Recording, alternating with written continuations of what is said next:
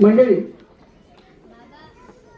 मला कायम असं वाटतं की मी जे तुमच्या समोर जे काही थोडंफार बोलणार आहे, जे काही व्याख्यान देणार आहे, माझी अशी खूप मनापासूनची इच्छा आहे की आपण शिवजयंती असते त्या दिवशी आपण पोवाडे ऐकतो, व्याख्यान ऐकतो, तो दिवस संपतो आणि त्याच्यानंतर आपण पूर्ववत आपल्या आपल्या कामाला लागतो. पण मला असं वाटतं शिवाजी महाराजांचे विचार रोज आपल्या जीवनात उतरवणं हीच आपल्यासाठी खऱ्या अर्थानं शिवजयंती असेल. त्यामुळे माझी अशी विनंती आहे बघा, कारण आपण अनेक वेळा असं म्हणतो की आज शिवाजी महाराज असायला हवे होते तर ही सगळी परिस्थिती आम्हाला बदलता आली असती. पण माझी विनंती अशी आहे की शिवाजी महाराजांचा अंश तुमच्या आणि आमच्यामध्ये आहे. जेव्हा आम्ही असं म्हणतो की आज शिवाजी महाराज असायला हवे होते किंवा त्यांच्यासारखं कुणीतरी करणारं पाहिजे, तेव्हा आपण आपली थोडी का होईना जबाबदारी झटकतो. मला असं वाटतं शिवचरित्रातला एक विचार का होईना आम्हाला आमच्या जीवनात आचरणात आणता आला पाहिजे. त्यामुळे माझी तुम्हाला विनंती आहे की माझं व्याख्यान हे केवळ शिवजयंतीचा कार्यक्रम आहे म्हणून पोवाडे होतच असतात, व्याख्यानही होत असतात म्हणून अजिबात ऐकू नका. त्यातला एक तरी विचार तुम्ही आम्ही मिळून कर्तृत्वात आणि आपल्या कृतीमध्ये आणण्याचा प्रयत्न करूया. मंडळी, खूप गोष्टी विचार करण्यासारख्या आहेत. मला कायम असं वाटतं अफजल खानाचा वध, पन्हाळ्याहून सुटका, शास्ता खानाची बोटं, सुरत प्रकरण आणि आग्रा सुटका, ही 5 प्रकरणं एवढ्या पुरतच आम्ही महाराजांना मर्यादित करतो. तुम्ही विचार करा हो, ही सगळी प्रकरणं घडून गेलीत. आग्रा प्रकरण तेव्हा तर स्वराज्य असं धुळीस मिळालं होतं, त्यानंतर पुन्हा महाराजांनी उभं केलंय.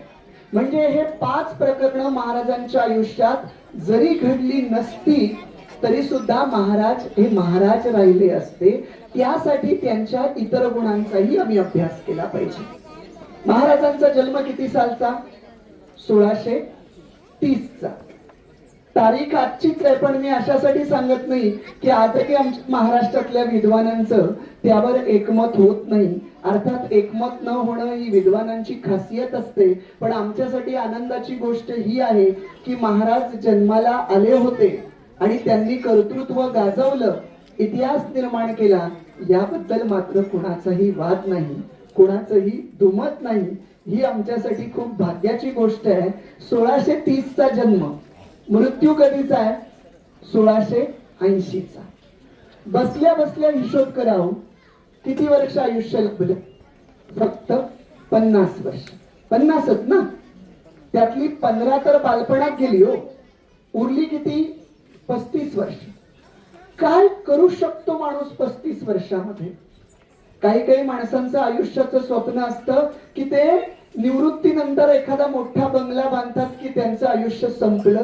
राजांनी किती गडकोट किल्ले बांधले, प्रशासन व्यवस्था, न्याय व्यवस्था, शत्रूशी लढायचंय. अहो फक्त 35 वर्षात काय करू शकतो माणूस? आपल्या जीवनाचा विचार करा. आपण जन्माला आलो, शाळेत गेलो, कॉलेजला गेलो, नोकरी लागली, लग्न झालं, मुलं बाळा झाली, निवृत्त झालो.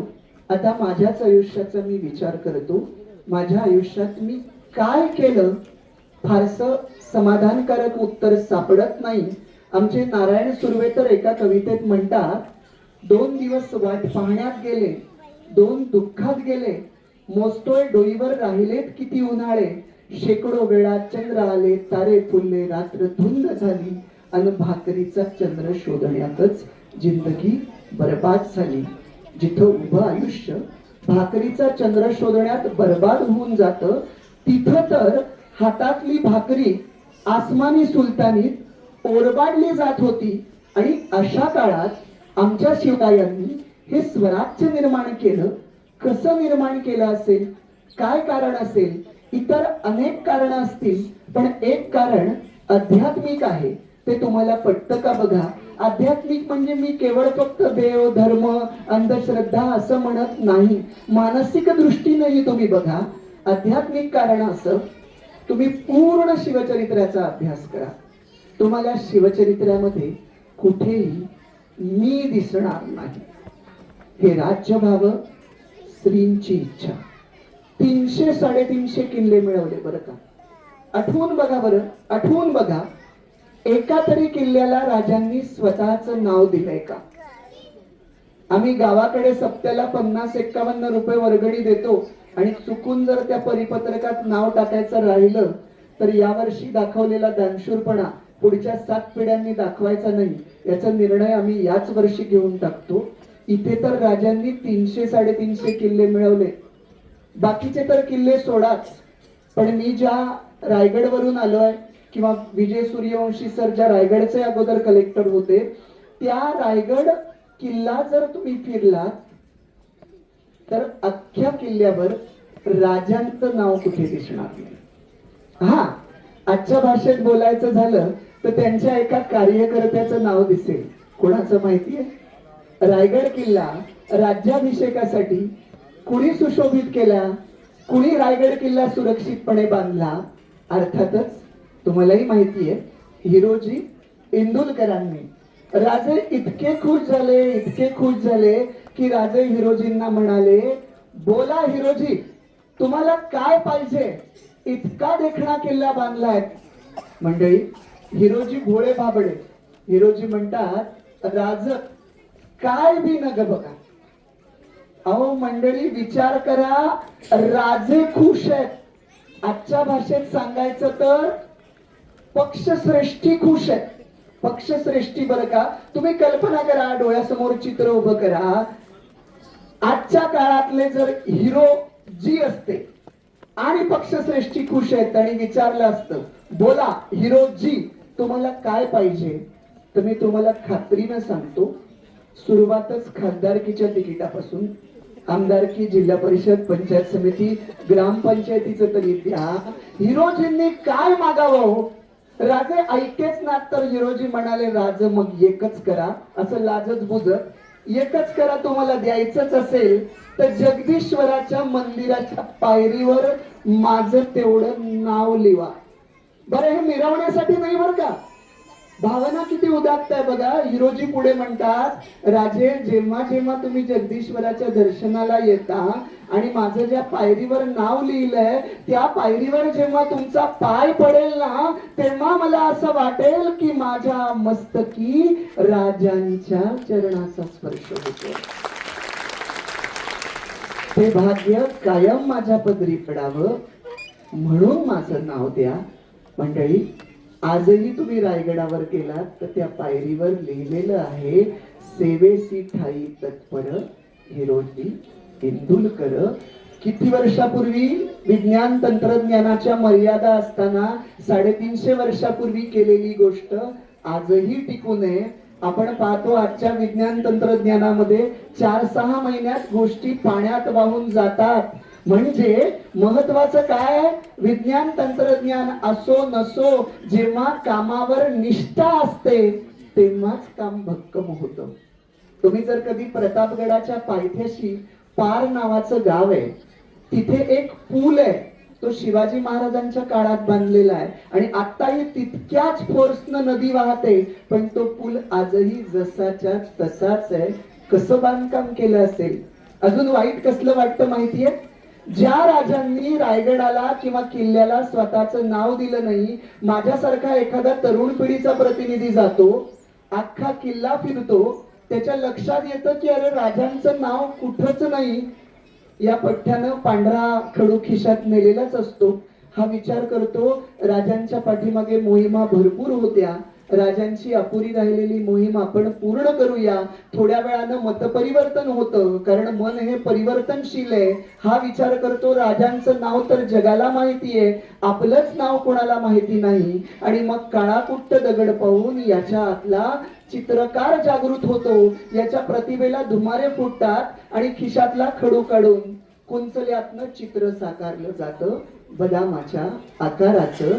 आणि मग आतमध्ये स्वतःचं आणि स्वतःच्या स्वप्नातल्या राणीचं, की जी याच्याकडे कधी ढुंकूनही पाहत नसते, अशा दोघांचं नाव लिहिलं जातं. आणि आतून पुढे सांगू, कमरेवर हात ठेवून स्वतःच्या कार्यकर्तृत्वाकडे हा अशा थाटानं आणि अभिमानानं पाहत असतो की त्याला उपमा जर द्यायची म्हटली तर शहाजहाननं मुमताजसाठी ताजमहाल बांधल्यानंतर जितका अभिमान त्याच्या चेहऱ्यावर ओसंडून वाहत नसेल, त्याच्या दसपट अभिमान याच्या चेहऱ्यावर ओसंडून वाहत असतो. याला असं वाटत असतं की रायगड किल्ला आपणच बांधलाय आणि आत्ताच आपल्या हस्ते फीत कापून उद्घाटन झालंय.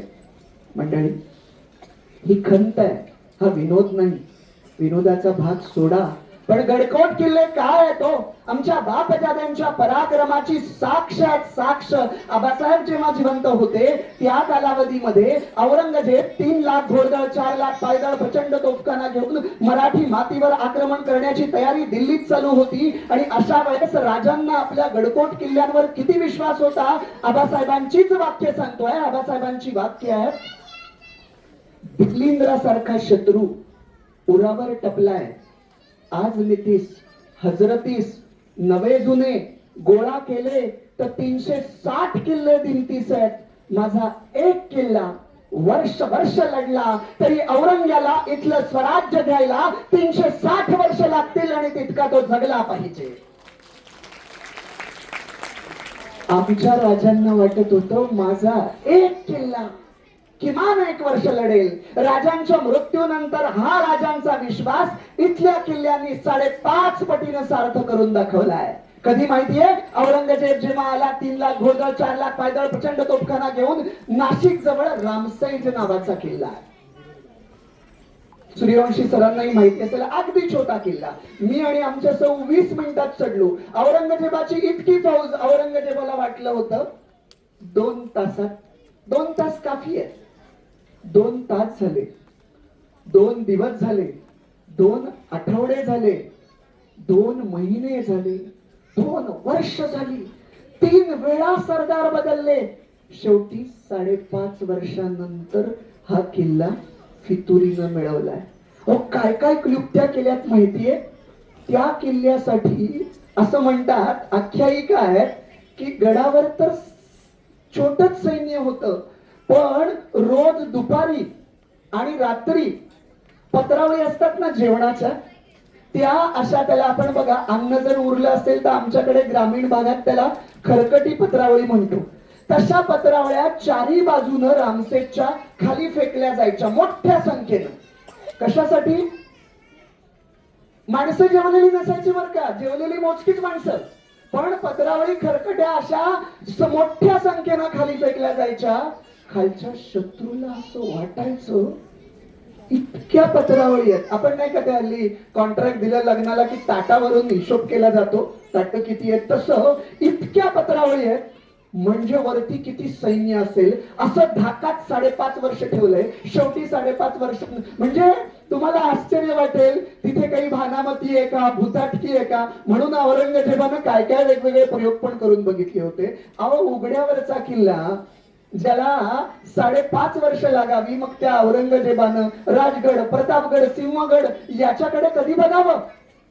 मंडळी, शिवचरित्राचा अभ्यास अंगावर रोमांच करणारा आहेच, पण मला कायम असं वाटतं छत्रपती शिवाजी महाराज हा जसा आमच्या अभिमानाचा विषय, तसा आमच्या तो अभ्यासाचा देखील विषय झाला पाहिजे. शिवचरित्राची ज्योत एका शिवजयंतीच्या दिवसापुरतं मनात नाही, तर घराघरात, मनामनात प्रत्येक क्षणी आमचा श्वास आणि उच्छ्वास शिवचरित्राचा आदर्श असला पाहिजे. अहो, आज आम्ही आमच्या नेतृत्वांकडनं मोठ्या अपेक्षा बाळगतो, त्यांच्याकडून मोठ्या त्यागाची अपेक्षा करतो, पण राजांच्या काळात सामान्य शेतकऱ्यानं, सामान्य माणसानं सुद्धा राजांसाठी किती मोठा त्याग केलाय, त्याच्यावरून राजांवर किती विश्वास होता बघा. एका कादंबरीतलं एक उदाहरण सांगेल, अतिशय शेतकऱ्याची अवस्था आणि त्या सामान्य शेतकऱ्याचा किती मोठा त्याग. तुमच्या माझं खूप आवडीचं उदाहरण आहे, हृदयात कोरून ठेवावं असं आहे, आपण आवर्जून ऐका. त्या उदाहरणात सगळंच आलंय की एखादा शेतकरी किती मोठा त्याग करू शकतो. अगदी उदाहरणाकडे येतो, थोडक्यात सांगतो. कणे रागडाचा किल्लेदार रामजी पांगेरा 6-7 हजार सैन्य घेऊन दिलेर खान समोरून येतो. रामजीला असं वाटतं किल्ल्याचं नुकसान नको व्हायला. तो 6-7 मावळे घेऊन खाली उतरतो. 6-7 हजारांसमोर काय होणार, रामजी सहित सगळ्यांची कत्तल होते. पण रामजीचं शौर्य राजांपर्यंत येतं आणि त्यानंतर काहीच दिवसांनी राजे प्रतापराव गुजरांच्या सोबत एक मोहीम आटून रायगडाकडे चाललेले असतात. तेवढ्यात प्रतापराव गुजर राजांना दाखवतात, राज मोर डोंगरामध्ये कोरजाई नावाचं गाव दिसतं ना, ते आपल्या रामजी पांगेऱ्याचं गाव. राजे म्हणतात आपण त्याच्या वृद्ध मात्या पित्यांना भेटायला जाऊया. मुलगा काहीच दिवसापूर्वी गेलाय. रामजी एक वर्दी जाते, एक सैनिक जातो, त्या बाबांना सांगतो की बाबा असे अंगणामध्ये असतात, डोक्याला मुंडासं बांधलंय, 85 वर्षाचे, 80-85, हातात खराटा आहे. आणि विचार करा, ज्या पित्याला पुत्राची अंत्ययात्रा, पुत्राचं शव खांद्यावर न्यायला लागलं असेल, तो पिता 85व्या वर्षी वयानं नाही, त्या मानसिक धक्क्यानं थकला असेल. तोंडावर सुरकुते असलेले ते बाबा काहीतरी अंगण साफ करतात आणि तिथे दारातला सैनिक सांगतोय राजे येत आहेत. हे शब्द ऐकल्याबरोबर म्हाताऱ्याचं वृद्ध पण बाजूला होतं, अंगात तारुण्य संचारतं. काय करू मी माझ्या राजासाठी, राजाला कुठं बसू. खराटा घेतात ते बाबा आणि कट्टा साफ करतात, तिथं घोंगडं टाकतात. तोपर्यंत राजे हजर. बाबा जातात आणि राजांच्या चरणी विलीन व्हायला जातात. राजे बाबांना उठवतात आणि म्हणतात, हे हात नमस्कारासाठी नाही, हे हात आमच्या पाठीवर आशीर्वादासाठी आहेत.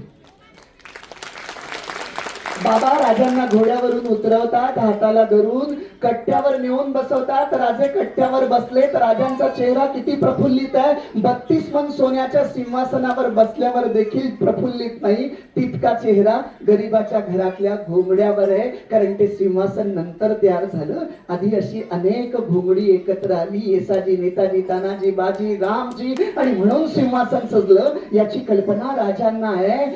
ते बाबा घरात जातात. रामजीची आई, रामजीची विधवा पत्नी, रामजीचं लहान लेकरू सगळ्यांना घेऊन बाहेर येतात. राजांच्या ते नमस्कार करतात आणि हे सगळं कुटुंब असं कोपऱ्यात उभं असतं. राजांना कळेना, ज्या घरातला करता मुलगा गेलाय त्या घराशी मी काय बोलू आणि कसं सांत्वन करू. आणि दोन्हीकडे शांतता आहे. शेवटी बाबाच म्हणतात, या गरीबाचं नशीब थोर, म्हणून राजा तुझं पाय गरीबाच्या घराला लागलं र. तेव्हा राजे म्हणतात, बाबा हे गरीबाचं घर नाही, ज्यानं छातीचा कोट करून दिलेर खानाला छातीवर घेतलं, त्या शौर्यानं श्रीमंत असलेल्या रामजीचं हे घर आहे बाबा, पुण्या गरीबाचं घर नाही. पोराचं कौतुक बाबांनी केल्यानंतर, पोराचं कौतुक राजांनी केल्यानंतर, काहीच दिवसापूर्वी गेलेल्या रामजीच्या आठवणीनं बाबा धाय मोकलून रडायला लागतात, स्पुंदू लागतात. तेव्हा राजे म्हणतात, बाबा रडू नका. तेव्हा लहान लेकरासारखं दोन्ही हातानं स्वतःचे डोळे पुसत अभिमानानं बाबा म्हणतात, अरे राजा रडू कशाला र, पोरानं माझी कुळी धन्य केली बघ, नाहीतर तू कशाला इथं आला असतास. तू माझ्या झोपडीत आलास, कट्ट्यावर बसलास, घोंगड्यावर बसलास, माझ्या 7 पिढ्यांचा उद्धार झाला नाही रडत बघ. राजे म्हणतात, बाबा माझं कसलं कौतुक करताय. रामजी सारख्यांच्या जीवावर पाठीमागे राज्य करत जगणारी आम्ही राजे मंडळी. तेव्हा बाबा म्हणतात, अरे राजा असं बोलू नगस, तू पाठीशी हाय ना म्हणून आमची पोरं लढत्यात, नाहीतर आतापर्यंत सणासुदीला मातीत तोंडात पडायची. हे वतनदार म्हणजे या भागातले जळवा. एकदा आठवतं येठीला गाव बोलावलं, मी गेलो नाही तर माझ्या अंगावर चापकाचं फटकं मारलं जात होतं. आजही आठवलं तर पाठीत कळ येते. पण राजा तुझ्या काळात सगळाच इतिहास बदलला बघ. अरे मोर बघ, जनावर दिसतात तुझ्याच सरकारातनं मिळाली, बी बियाणं पण तुझ्याच सरकारातनं मिळतं. आणि शेतकऱ्याला काय, जनावर चांगली असली, बी बियाणं चांगलं असलं की पिकवाया कितीसा वेळ लागतो. 2 हिस्से घेतोस, 3रा भी घेतलास तरी लोक आनंदाने देतील राजा. तेव्हा राजे म्हणतात, बाबा येसाजी, नेताजी, तानाजी, रामजी, बाजी यांसारखी जीवाला जीव देणारी मंडळी होती म्हणून काहीतरी चांगलं करता आलं. तेव्हा बाबा म्हणतात, अरे अजून बी चांगलं करशीला. एक वेळ चंद्र सूर्याची कीर्ती मावळेल, पण तुझ्या कीर्तीचा सूर्य कधी बी मावळायचा नाही. रामजीच्या बापाचा आशीर्वाद आहे.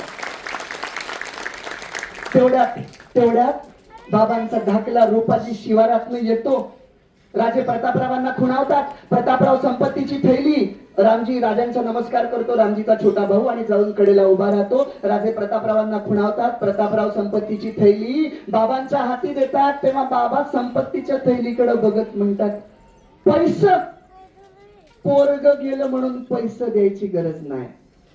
अरे शिवारात शेत हाय, पाठीशी तू हाय, पैशाची गरज काय? राजे म्हणतात, असं नाही, संसाराचं काम आहे, पैसा अडका लागणार, पण तुमच्यासाठी जर मी काही केलं नाही तर मला अपराधी वाटेल, सांगा काय करू. आता बाबांना कळतं राजे काही ऐकेना. तेव्हा बाबा म्हणतात, एक मागू देशीला, शब्द तर टाकून बघा. बाबा रूपाजीला बोलावतात बरं का. त्याच्या खांद्यावर हात ठेवतात आणि शिवाजी राजांच्या नजरेला नजर देऊन म्हणतात, राजा, माझा रामजीला जसं सांभाळत ना तसं रूपाजीला देखील सांभाळ. त्याच्या हाती तलवार दे आणि त्याला तुझ्या सैन्यात घे आणि तुझ्या स्वराज्यासाठी त्यालाही लढू दे. या पांगेराची का कूस अजून उजाड झाली नाही, माझा दुसरा पोरगा पण तुला दिला. कुठला पिता बोलतोय ज्याचा एक मुलगा काही दिवसापूर्वी स्वराज्यासाठी धारातीर्थी पडलाय? तो पिता म्हणतोय माझा उरला सुरला पोरगा सुद्धा दिला. या त्यागाची तुलना आम्ही कोणत्या पैशात करणार आहोत? मंडळी, राजे संपत्तीची थैली रूपाजीच्या हाती देतात आणि म्हणतात, शिलेदार, शिलेदार, घरची व्यवस्था लावा, रायगडावर या, पुढची कामगिरी तुम्हाला रायगडावर सांगतो. तोपर्यंत अख्खं गाव जमा झालं होतं तिथं. अख्खं गाव राजांना सोडण्यासाठी वेशीपाशी येतं. पुढे राजे आणि प्रतापरावांचे घोडे उधळत असतात. अख्खं गाव जणू थिनून राजांच्या पाठमोऱ्या आकृतीकडे शेवटचा टिपका दिसेपर्यंत इकडं थिनलेलं असतं. आणि तिकडे राजे प्रतापरावांना सांगत असतात, प्रतापराव, आज तुम्ही माझ्या आयुष्यात सोन्याचा दिवस दाखवलात. आज मला कळलं माझ्या स्वराज्यासाठी जी तरणी बाण पोरं इथं येत आहेत त्यांची खरी ताकद त्यांच्या घरच्या वृद्ध मात्या पित्यांच्या त्यागात आहे. प्रतापराव, तुम्ही मला सोन्याचा दिवस दाखवला. मंडळी, मी उदाहरण का सांगितलं माहितीये? विचार करा, सामान्य शेतकरी राजांसाठी इतका त्याग करतोय, याचा अर्थ राजांनी या जनतेला काय दिलं असेल, काय तो भारावलेला काळ असेल. मला तर कधी कधी वाटतं या विज्ञान युगात जन्माला येण्यापेक्षा 1630 ते 1680 या कालावधीत एक साधा सैनिक का होईना घोड्यावरून जाताना राजांना एक क्षण का होईना पाहता आलं असतं ना, बस आयुष्याचं पान फिटलं. दुसरं काय पाहिजे? पण कदाचित आपण असू बरं का जर पुनर्जन्म मानला. कारण मला सांगा, त्याच्याशिवाय आपल्या रक्तात कसं येतो? शिवाजी महाराज म्हणजे मला असं आजही वाटतं, मी इतर कुठल्या देशात म्हणजे अमेरिका इतर किंवा इतर राज्यात याच्यापेक्षा मी महाराष्ट्रात जन्माला आलोय. मला किती वारसा आहे. शिवाजी महाराज म्हटलं की आतमध्ये काय होतं आम्हाला सांगता येणार नाही. अहो, तुम्ही जगातली आणि हे शिवाजी महाराज कितवीला असल्यापासून आपल्याला माहिती होतात माहितीये? म्हणजे वयाच्या कितव्या वर्षीपासून? मला वाटतं आपण जी जिल्हा परिषदेच्या शाळेत शिकणारी मुलं, तेव्हा आपण 4थीला महाराजांचं पुस्तक होतं. आजही माझं असं म्हणजे अशी माझी खात्री आहे की जगातल्या इतर कोणत्याही पुस्तकापेक्षा ते 4थीचं इतिहासाचं पुस्तक आहे ना. आठवतं का बघा? जे बाल वयात आपण ते पाहतो, राजे असे घोड्यावर बसले, इकडे असे पाहतात आणि पाठीमागे राजांच्या घोड्यावर त्यांचे मावळे आहेत. ते पुस्तकाचं मुखपृष्ठ जे आहे ना, म्हणजे आजही माझ्याकडे कपाटामध्ये शिवचरित्रावरची वेगवेगळ्या संशोधकांची अनेक पुस्तकं आहेत. मी संदर्भ अभ्यास म्हणून ती पुस्तकं काढतो, वाचतो, मुद्दे मांडतो, सगळं होतं. पण जेव्हा त्या कपाटात मी त्या 4थीच्या पुस्तकाजवळ येतो तेव्हा माझ्या भावना तिथे जोडलेल्या असतात. क्षणभर मी थांबतो, माझं बालपण आठवतं, शिवाजी महाराजांचा परिचय. मला असं वाटायचं बरं का 4थीत झालाय, पण तसं नाहीये. मी तुम्हाला एक उदाहरण सांगतो. एक सोलापूरचा मित्र माझ्या घरी आला आणि त्याची मुलगी 1 वर्षाची होती. त्याच्या कडेवर पहिला वाढदिवस होता. आमच्या घरी असं युगपुरुषांची तसबीर आहे आणि त्यानं कडेवर घेतली होती 1 वर्षाची मुलगी. चिऊ काय काऊ काय असं वय दाखवायचं. तो तिला विचारतो, बेटा शिवाजी महाराज कुठे आहेत? ती पटकन समोर बोर्ड दाखवते. तरी मला आश्चर्य वाटत नाही, कारण लहान मुलांना काही विचारलं की ते समोर बोर्ड दाखवतात. मी त्याला म्हटलं ते माझ्या खांद्यावर दे. मी तिला कडेवर घेतली आणि अशा काही फेऱ्यातनं वळलो ना की शिवाजी महाराजांची तसबीर सगळ्यात मागे जाईल, तिला मानेला ताण पडेल. आणि मग त्याला म्हटलं विचारा का. तो क्षणभर हसला आणि तितक्याच शांतपणे त्यानं त्या 1 वर्षाच्या मुलीला विचारलं, बेटा शिवाजी महाराज कुठे आहेत? आजही मला तिचा चेहरा आठवतो. ती असं भांबावल्यापणानं काहीतरी शोधतीये, तिचे डोळे काहीतरी शोधते, मान फिरवतीये आणि सगळ्यात शेवटी मानेला ताण पडून शेवटी तिला शिवाजी महाराजांची तसबीर दिसते ना, तेव्हा ती अशी गालातल्या गालात खुदकन हसते. आणि जेव्हा ती तसबिरीकडे बोट दाखवते, मला आयुष्यात पहिल्यांदा कळलं की शिवाजी महाराज समजण्यासाठी 4थीत जाण्याची गरज नाही. इथला मराठी माणूस आईच्या गर्भातूनच शिवाजी महाराज काय आहेत हे समजून जन्माला आलेला असतो. शिवराय आमच्या रक्तातच भिनलेले असतात. त्याशिवाय तुम्ही इतकं फेटे बांधून इथे नाही आहात. आपले विभागीय आयुक्त साहेब इतका कामाचा व्याप असतानाही त्यांची पावलं जी इथं आली ते महाराजांवरचं प्रेम आहे हे आपल्या नसात आणि आपल्या धमन्यांमध्ये आहे. मी तुम्हाला त्यागाचं पण एक उदाहरण सांगेल. मला प्रत्येक उदाहरणातनं काहीतरी सांगायचं आहे. अगदी निस्पर्श करून जाईल, कारण आपल्या सगळ्यांकडे वेळ कमी आहे. आणि मला सुद्धा मंडळी, आपण आयुष्यात काय करू शकतो? एक वेळ आपण आपली संपत्ती दान करू शकतो. हल्ली तीही कोणी करत नाही. म्हणजे भूदान चळवळीचा काळही गेला, तीही कोणी करत नाही. स्वतःचा जीव देणं शक्य आहे स्वराज्यासाठी. तुम्ही म्हणाल असं नाही हो, लढाई असते, त्यांची नोकरी असते, हाती तलवार असते, शत्रू देखील मारला जाऊ शकतो, असं नाही बरं का. शिवचरित्रामध्ये अशी काही उदाहरणं आहेत की जाणाऱ्या प्रत्येकाला माहिती होतं आपला मृत्यू मृत्यू आणि मृत्यू आहे, तरी सुद्धा ती माणसं गेली. माझ्या आवडीचं उदाहरण आहे पन्हाळ्याच्या वेढ्यातली आदली रात्र आहे. पलायनाची आदली रात्र आहे. राजांच्या समोर शिवा नावी आहे आणि राजे असं म्हणतात नजर लावून आहेत. त्या शिवा नाव्याला कळेना राजांना आमच्या योजना का सुचत नाही. तेवढ्यात राजांचा चेहरा बदलतो आणि राजे शिवा नाव्याला म्हणतात शिवा. तसा शिवा सावध होतो आणि म्हणतो बोला की राज. शिवा नावी कडे बघून राज म्हणतात अरे शिवा, आज विचार करतोय सिद्ध्याला गुंगारा द्यावा. तसा शिवा नावी सावरून बसतो आणि म्हणतो द्या द्या राज, सिद्ध्याला गुंगारा द्या. तुम्हाला काय शक्य नाही, भवानी आहे तुमच्यावर प्रसन्न आहे, तुमचं प्रयत्न बी आहात, तुम्ही काय बी करू शकता. राजांना कळेना याला पुढचं कसं सांगावं. राजे म्हणतात पण त्याच्यासाठी 2 शिवाजी लागतील, एक असली मी आणि दुसरा नकली. शिवा नावी भोळा बाबडा पटकन म्हणतो बनवा बनवा, नकली शिवाजी बनवा. तुम्हाला काय शक्य नाही, भवानी आहे तुमच्यावर प्रसन्न आहे, तुम्ही काय बी करू शकता. राजांना कळेना याला कसं सांगावं. राजे परत म्हणतात लेकरा शिवा, तू माझ्यासारखा दिसतोय. हे वाक्य पूर्ण व्हायचं आज शिवा नावी म्हणतो राज, मी दिसतो ना तुमच्यासारखा. बस मग ठरलं, मॅच शिवाजी होणार. राजांना कळेना अजून कसं सांगावं. राजे म्हणतात लेकरा, शिवाजी होणं इतकं सोपं नाही रे. एक वेळ असली शिवाजी मी सुरक्षित निसटून जाईल, पण नकली शिवाजीला मृत्यू मृत्यू आणि मृत्यूच आहे. म्हणून लेकरा मी विचार करतोय तुला पाठवावं की पाठवू नये. मंडळी, तुमच्या माझ्यासारखा असता तर म्हणाला असता राज नीट विचार करा, यावेळेस तब्येत जरा बरी नाही, पुढच्या वेळेस मी हायच की. पण शिवानावी तसं बोलत नाही. शिवानावी काय म्हणतो माहितीये? शिवानावी डोळ्यात पाणी आणून म्हणतो राज, आता विचार बदलू नका.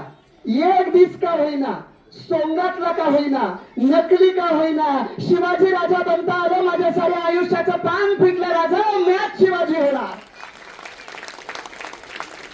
2 पालख्या बनवल्या जातात. एक पालखी राजरस्त्याने जाते, एक लपत छपत जाते. शिवा नावाची पालखी सापडणारच असते. आता ती पालखी सापडले, शिवा नावी सिद्धीच्या समोर आहे. त्याला वाटतं की राजे सापडलेत. सिद्धी मोठा खुश होऊन म्हणतो या राज या, तुमच्याबद्दल बरंच ऐकून होतो. तुम्ही म्हणा अफजल खानाचा कोतळा बाहेर काढला, तुम्हाला म्हणे चेटूक येतं, पण लक्षात ठेवा हा कर्नूलच्या सिंहाचा पंजा आहे, पंजा. या पंजामध्ये जो आजपर्यंत आला तो निसटला नाही. शिवनावी गालातल्या गालात हसत असतो. सिद्धी दिवसायचं म्हणून म्हणतो, काय राज गेला असतात तर कुठे गेला असतात, गेलो असतो की विशाळगडाकडे, पण आज तुम्हाला नियतीनं साथ दिली नाही. तसा शिवनावी म्हणतो, नियती काय नशीब काय परमेश्वराला माहिती आहे. तेवढ्यात कुणीतरी येतं आणि सिद्धीच्या कानात काहीतरी सांगतं. तसा सिद्धी चिडतो आणि म्हणतो, बोल तू कोण आहेस? शिवाजी, खरं सांग कोण आहेस? तेव्हा शिवनावी जबान खोलतो आणि म्हणतो, अरे सिद्ध्या, तुला आमचं राज काय तुझ्यासारखं वाटलं होय? आमच्या राजांनी दिला तुझ्या हातावर गुंगारा. आणि एक लक्षात ठेव, आमच्या राजांनी कुठं जायचं हे आमच्या राजांचा शत्रू ठरवत नसतो, आमचे राजे ठरवत असतात, तिथे ते जात असतात. सिद्धी चिडतो आणि म्हणतो, याचे परिणाम तुला माहिती आहेत का? तेव्हा शिवनावी म्हणतो, अरे परिणामाची चिंता करतो कोण? परिणाम माहिती नसते तर इथं आलोच नसतो. तलवारी उपसल्या जातात. शिवनाव्याच्या छातीत तलवार भुसकली जाते. जिथून तलवार बाहेर काढली जाते तिथं रक्ताचा पाठ दाबत विशाळगडाकडे पाहत शिवनावी शेवटची काही वाक्य उच्चारतो. सोंगातला का होईना, नकली का होईना, एक दिस का होईना, शिवाजी राजा बनता आलं. माझ्या साऱ्या आयुष्याचं पांग फिटलं. राजा या सामान्य सेवकाचा शेवटचा मुजरा, राजा शेवटचा मुजरा येतो, राजा येतो असं म्हणून शिवनावी धारातीर्थी पडतो. म्हणजे मी फक्त प्रातिनिधिक उदाहरण घेतोय.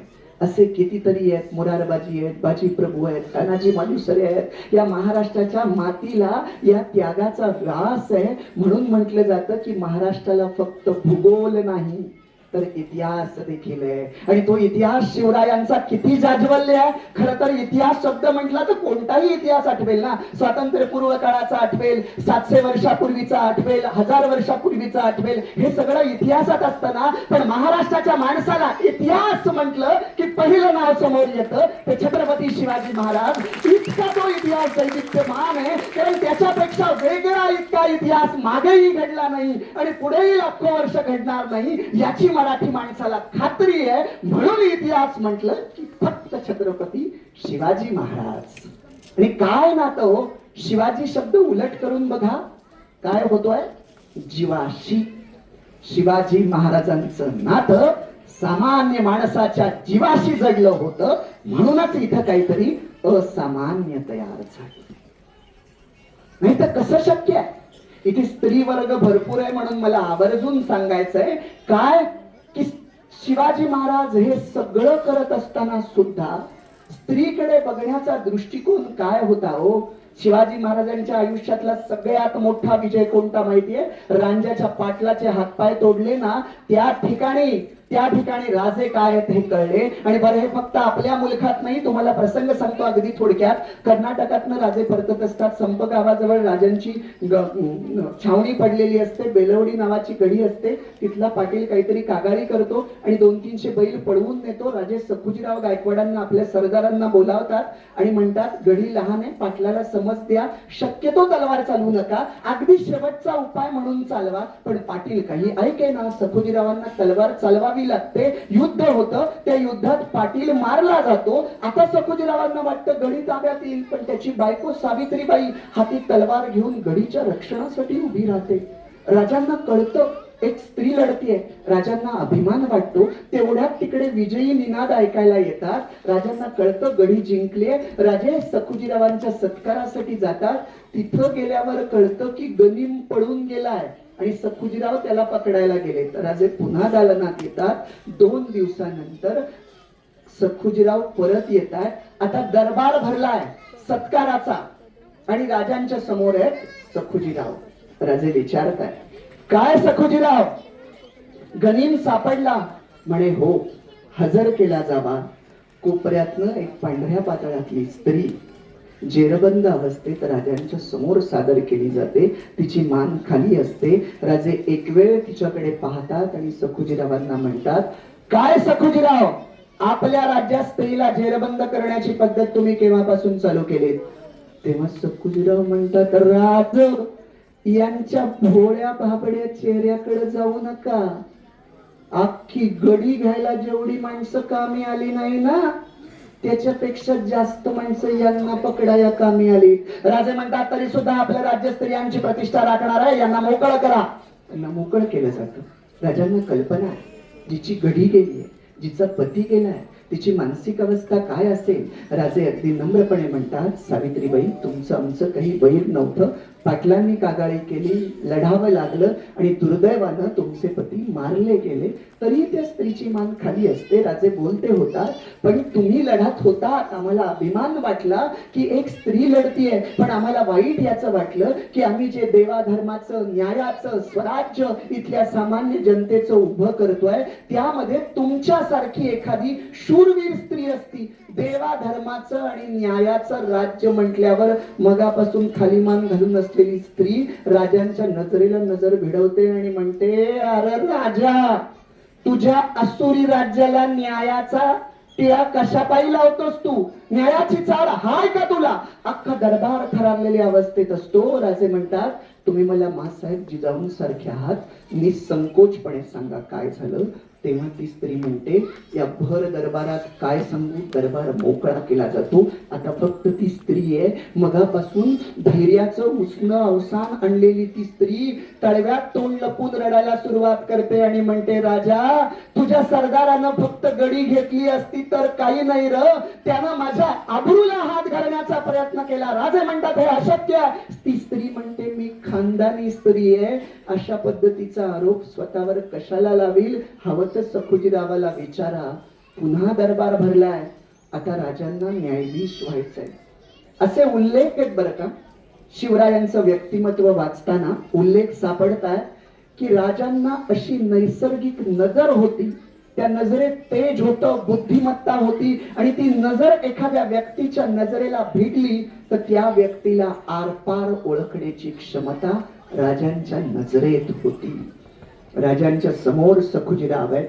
एक वेळ पायाच्या नखापासून डोक्याच्या केसापर्यंत राजे पाहतात आणि जरबेच्या सुरात म्हणतात, काय सखुजीराव, काय म्हणतात सावित्रीबाई? तसं सखुजीराव गडबडतात आणि म्हणतात, राजा, राजा, हे सगळं कुभांड आहे. राजा चिडतात आणि म्हणतात, मी तर तुम्हाला काही सांगितलंच नाही, मग तुम्हाला कळलं कसं? आता राजांनी ओळखलेलं असतं की खरा गुन्हेगार कोण आहे, आणि त्या गुन्हेगारांनी ओळखलं की राजांनी आपल्याला ओळखलंय. सखुजीराव राजांच्या पायावर लोटांगण घेतात. कशासाठी? माफ करावं म्हणून. किती अवघड प्रसंग आहे बघा. पायामध्ये प्रेमाची बेडी आहे. बरं, तो नुसता सरदार नाहीये बरं का, राजांच्या बायकोचा भाऊ आहे. आणि बायकोचा भाऊ या पदामध्ये किती मोठी ताकद असते माहितीये? तुम्ही घरी जाऊन प्रयोग करा बरं. रात्री जेवणाच्या अगोदर बायकोच्या भावाबद्दल इकडचा शब्द तिकडे करा, बघा तुमच्या जेवणावर कसला परिणाम होईल. इतकी ताकद त्या पदात आहे. विनोदाचा भाग सोडा, पण बायकोचा भाऊ प्रेम भावना आहे, आणि दुसऱ्या बाजूला ती पांढऱ्या पातळातली स्त्री कर्तव्याच्या रूपानं खुणावतीये. प्रेम निवडायचं की कर्तव्य? तुमच्या माझ्या आयुष्यातही असे प्रसंग येतात. तुमच्या माझ्यासारखी सामान्य माणसं प्रेमाचा, भावनेचा मार्ग निवडतात. राजासारखी असामान्य माणसं काय करतात? त्याच ठिकाणी आदेश दिलेत.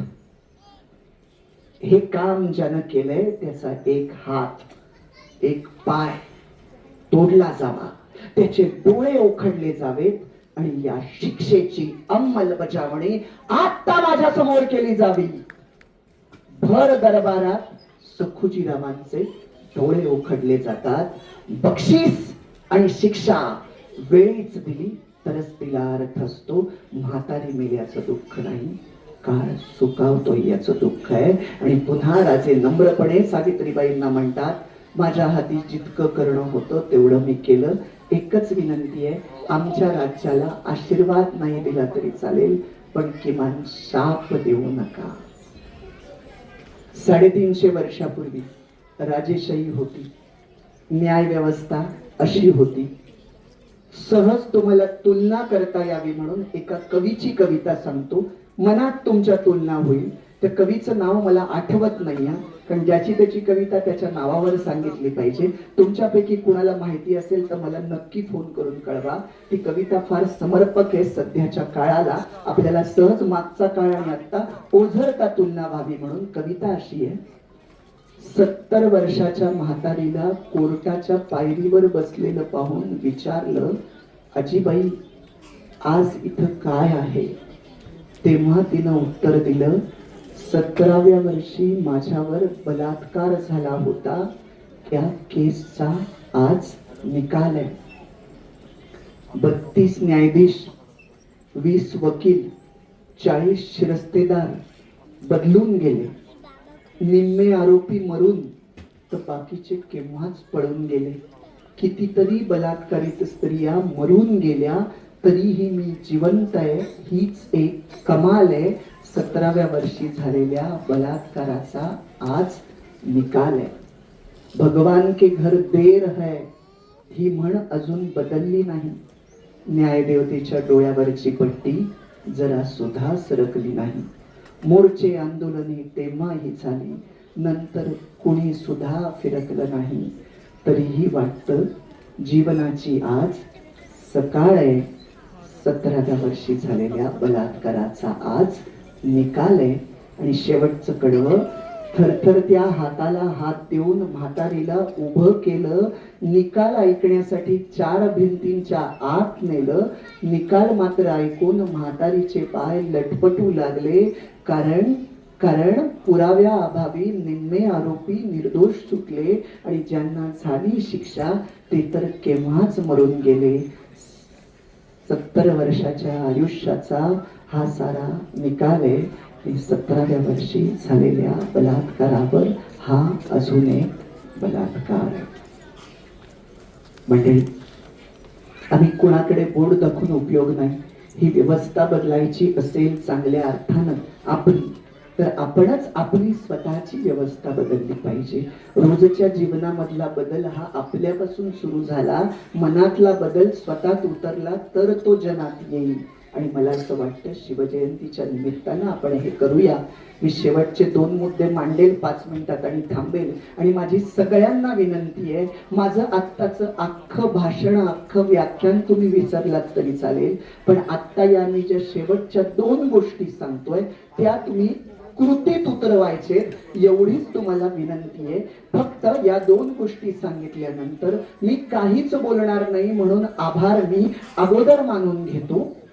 मला फक्त मी मोबाईल बंद करून ठेवतो. काय झालंय, माझं चुकून चालू राहिला.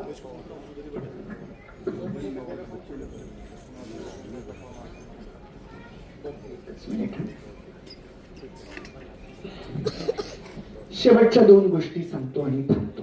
आधी आभार मानून घेतो. आज शिवजयंतीच्या दिवशी इतक्या तुम्ही छान फेटे घालून आलेल्या या सगळ्या मंडळींसमोर मला बोलता आलं. आणि कुणासमोर बोलता आलं तर आपल्या कोकण विभागाचे विभागीय आयुक्त डॉक्टर विजय सूर्यवंशी सर. जसं मॅडमनी मगाशी ओळख करून देताना संयमी असं सांगितलं, आणि खरंच आहे.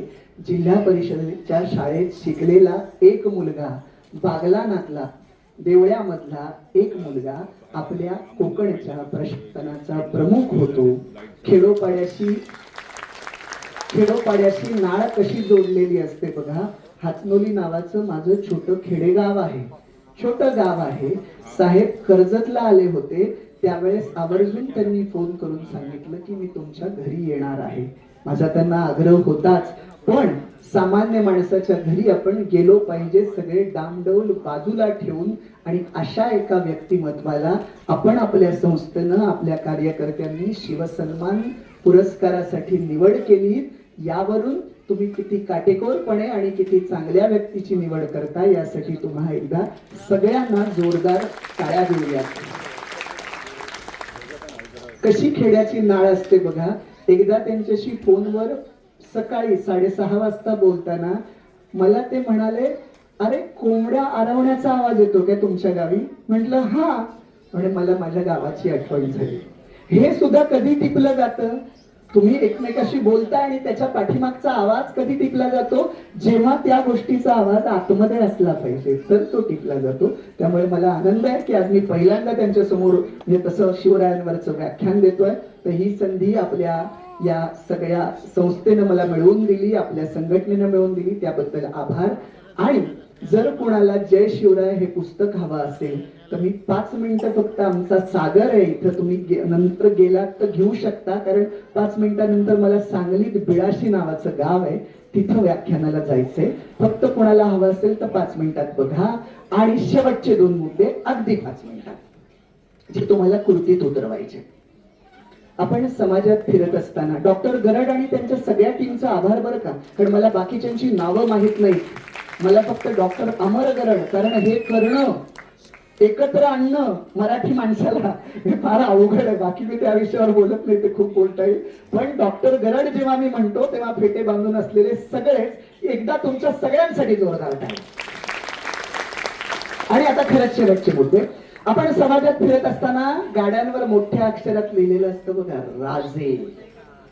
आणि आतमध्ये काळ्या काचा लावून जे राजे बसलेले असतात त्यांची कृती मात्र अफजल खानासारखी असते. माझं म्हणणं आहे, राजे लिहून कोणी राजे होत नाही आणि स्वराज्य लिहून काही स्वराज्य येत नाही. खऱ्या अर्थानं स्वराज्य आणायचं असेल तर शिवचरित्रातला एक तरी विचार आचरणात उतरला पाहिजे. त्यासाठी माझं पहिलं सांगणं आहे, आयुष्यात एकदा तरी राजांच्या राजधानीचा रायगड आयुष्यात एकदा तरी पाहावा, त्या श्रद्धेनं पाहावा, त्या भावनेनं पाहावा. पर्यटन स्थळ म्हणून कोणी रायगडावर जाऊ नका, याचा अर्थ जवळच असलेल्या महाबळेश्वरला जाऊ नका असा नाही. माझं तर म्हणणं आहे, नवीन लग्न झाल्यानंतर प्राजक्ताच्या फुलाप्रमाणे दरवळणाऱ्या सुरुवातीच्या सुगंधी रात्री महाबळेश्वरच्या मिठीत जरूर घालवाव्यात, पण पुढं मुलं बाळ झाल्यानंतर त्यांना पहिल्यांदा नेऊन रायगड दाखवावं आणि त्यांना हे सांगावं की हीच ती जागा ज्या ठिकाणी 350 वर्षापूर्वी आदिलशाही, कुतुबशाही आणि मोगलशाही या मधुर सत्तांच्या छताडावर पाय देऊन मराठेशाहीचं 32 मन सोन्याचं सिंहासन सजलं होतं. ती हीच जागा, हीच ती जागा आहे की ज्या ठिकाणी क्षत्रिय कुलावतंस, राजाधिराज प्रौढ प्रताप पुरंदर सिंहासनाधीश्वर राजा शिवछत्रपती की जय अशी आरोळी उठली होती. आणि ज्या आरोळीनं रायगड तर मोहरून निघाला होताच, पण दूर तिकडे 500 कोस दूर असलेलं औरंगजेबाचं सिंहासन रायगडावरच्या आरोळीनं थरारलं होतं. आणि त्याच वेळेस महाराष्ट्रातल्या झोपडीतल्या गरीब मायला असं वाटत होतं की जिजाऊचं लेकरू नाही तर आपलं लेकरू राजा होत आहे. हीच ती मराठ्यांच्या अस्मितेची जागा आहे की ज्या ठिकाणी मराठी माणसाला दुनियेतली सारी धनदौलत कवडी मोल वाटावी. एक कवी कवितेत म्हणतोय, रायगडावर खडे पसरले शिवरायांच्या पायी, हीच आम्हाला हिरे माणके दुसरी दौलत नाही. या खऱ्या दौलतीचा साक्षात्कार बापानं मुलाला रायगडावर करून द्यावा आणि मग चमत्कार बघावा. शेतीवाडी, जमीन जुमला, बंगला, गाडी, नोकर चाकर यासाठी मग आपापसात भांडणारी किंवा आई बोलली, वडील रागावले, परीक्षेत मार्क कमी पडले म्हणून आत्महत्या करून स्वतःचा स्वस्तात जीव गमावणाऱ्या पोरांपेक्षा वेळ आलीच तर देव देश आणि धर्म यासाठी जिंदगी न्यूच्छावर करून देणारी पिढी तयार होईल. एवढी ताकद त्या रायगडाच्या मातीत आहे. प्रश्न फक्त एवढाच आहे, आम्ही त्या श्रद्धेनं जातो का, आम्ही त्या भावनेनं जातो का? 31 ला राजांचा वारसा सांगणारी ही कार्टी डर्टी मनानं गडावर जाऊन जर पार्टी बनवतील तर आमची घरटी सुरक्षित राहतील का, हा आमच्या समोरचा प्रश्न आहे. म्हणून माझं एक सांगणं रायगड पाहणं आणि माझं दुसरं शेवटचं सांगणं तुमच्या घरातल्या कॉलेजच्या मुलांना माझा हा निरोप देणार आहात. मी असं समजतोय की तुम्ही कॉलेजची मुलं आहात. आज समजा तुम्ही कॉलेजमध्ये आहात, उद्या तुमचं शिक्षण पूर्ण होईल, कुणी राजकारणात जाईल, समाजकारणात जाईल, नोकरी करेल, व्यवसाय करेल, तुम्ही यशाचा टप्पा गाठत गाठत जाल आणि अशा एका टप्प्यावर याल की बस पाऊल ठेवलं की यशाच्या सर्वोच्च शिखरावर असाल. पण दुर्दैवानं नियतीनं दगा दिला आणि पत्त्याचा बंगला कोसळावा. त्याप्रमाणे तुमचं यश जर थोडीच मिळालं तर तुम्हाला कुणीच मदत करणार नाही, कारण आई वडील हे थकलेले असतील, मित्र कोलमडलेले असतील तुमच्या अपयशानं. आत्महत्या करावी असं वाटतंय, सगळीकडे अंधारे, आशेचा एकही किरण दिसत नाही. अशा वेळी आता जे सांगतो ते चित्र फक्त डोळ्यासमोर उभं करा.